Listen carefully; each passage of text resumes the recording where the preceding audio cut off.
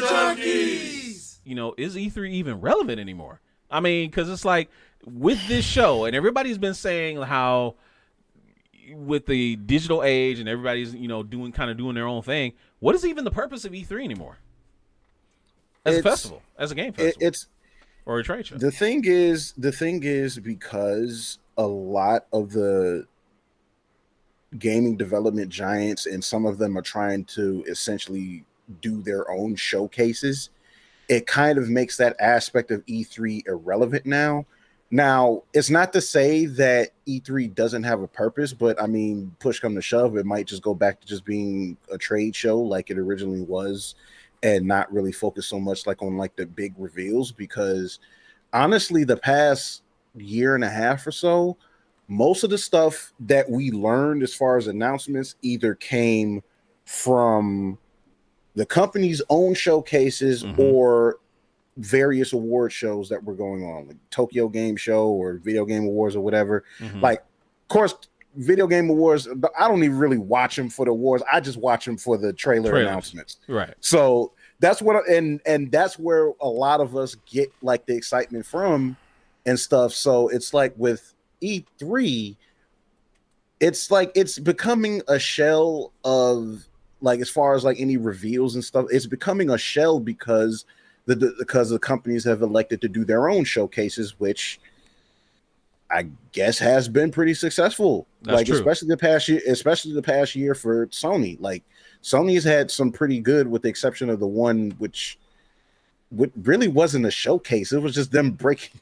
Like that wasn't even I still don't understand why they felt the need to stream that whole thing when they were like breaking down like all of the specs for the PS5. Oh, the PS5. And all of that. Oh yeah, I remember that. It's like, dude, like that's not even for us. Why did y'all even stream this? Yeah, I remember that. So I'm going to turn it over to GQ real quick, but I just want to remind all of our viewers that are out there, you got 5 minutes to enter the giveaway. If you have not entered yet, it is !giveaway, and you will enter a prize from GQ's treasure chest. GQ. Yeah, E3 is done, man. It's Preem said it in the chat. E3 exists as a relic of a pre-leaker internet age. Most of the info that you'll be excited about gets leaked weeks and months, or even sometimes months ahead of time, which is very true. People can't keep their mouths shut. It's like there used to be a time when you could, put a trailer up and nobody had seen it before. It was literally world premiere. This has never been seen before. Boom, here we go. Nowadays, you get trailers that are, oh, yeah, we already saw that because it got leaked last night right before the premiere. It's like, it's pointless. So it's like for these companies to spend millions of dollars setting up booths, setting up these huge press conferences, huge events, it's worthless. It's wasted money because you literally can do the exact same thing, have the exact same effect from your headquarters to set up a camera and get a somewhat charismatic salesperson up there and let them talk.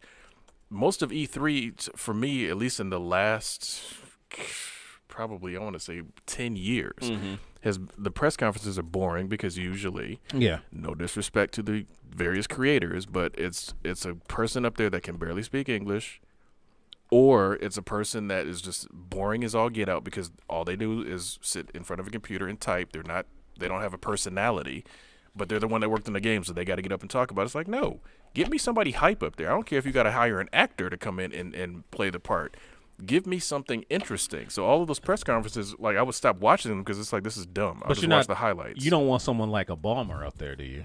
I don't care who it is. I just want something. You want someone like a screamer like Steve Ballmer to be up there? I don't care. Make it exciting because when you have the dude up there, I'm about to walk out of the door and see how this each step. You can see how his foot reacts to each stair. It's like I don't care, dude. Like I can see that with my own eyes. I don't want you to like Kazurai, like Kazurai back in the day, right? Limited runs was limited runs was entertaining. Yeah, no, that was for example, the one of the best ones, and it's still to this day one of the best ones, was Metal Gear Solid's E3 trailer.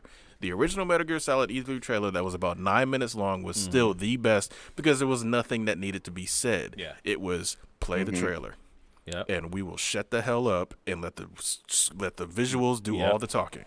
It was amazing, and that's all you need. Like if you can do that, that's all you need. So the one thing I could say E3 would serve a purpose, maybe possibly once it goes back into being a physical thing is, I guess, one of the things that a lot of the companies do come away with is they can allow a lot of the visitors that come to E3 play test the games, so they get live free play testing and they get feedback on the game. So that could be worth it to them. I'm tell you why. Most of the people. Okay, here's the thing. E3 is cool for getting like people's reactions. Yeah. You ain't gonna get no guaranteed good play test because most of these games are so far advanced in the sense of they're not even close to being truly done. Any of the data you collect is gonna be worthless because okay, that wasn't even like the beta build. This thing is like super far off. There's not even some of these are pre-alpha. Some it's just, and not only that, you're usually getting the idiots that don't really know how to play games playing these games. Yeah. So you're not gonna get anything worth anything. So. Yeah, never let the unwashed masses give you anything because they're unwashed masses. The unwashed masses. I love that. Amarak, your thoughts on this subject? I'm like I said, I'm in a place of where watching E3 now and even watching, the actual presentations from where I sit, it was such almost like the same thing that it made it worse. It was a lot more people should have shut up, but then they could have spent all the money they made from this thing on doing other types of E3 related material. Last year, Devolver did their own expo, and I'll talk highly about this forever. It was a playable game. But if you walk through it, it was like an E3 convention. They had all the booths and all that stuff set up and had all their demos spread out to where you can actually go and play them. It was brilliant. Like, everyone's doing better than E3. Yep. Which is making it seem like it's worse. Because in all honesty, if you sit back and watch this without watching anything else, it did give you the information you need. It was technical enough to be understood by whoever was watching it. It was well laid out that way. But with people being able to easily, I can make a damn expo here and put it up for free and it'll still be the same thing. But for people to be able to do that, E3 should have tried harder, and they know that. Here's the thing, real quick, just before we go to the Power Is Yours.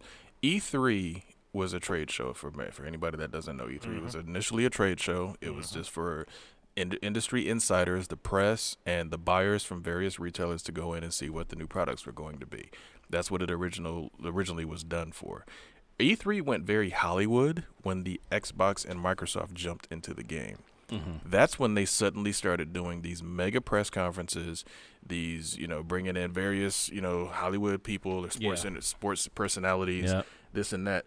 That's when they lost their focus. And again, there's nothing wrong with that. I don't mind the fanfare. Yeah. But then it suddenly became about the spectacle, less and less about the games. And now it's like, and again, it was never at that point open to the public. That was the other part, big part of the problem. It was like, okay, well, great, we can watch this, but it would be better if I was there because it'd be more entertaining. And now that they opened it to the public as a last-ditch effort to make money, and it was just like, oh, yeah, but it sucks now.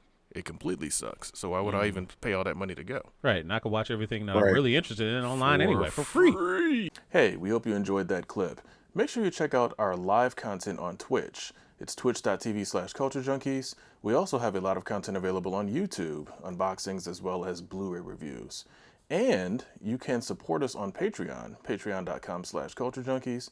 And on top of all of that, if you go to culturejunkies.net, you can check out our merch store. The link is culturejunkies.net/merch. There's a lot of great merchandise there. So there's links and logos and stuff all around me. So check those out, and we will see you next time.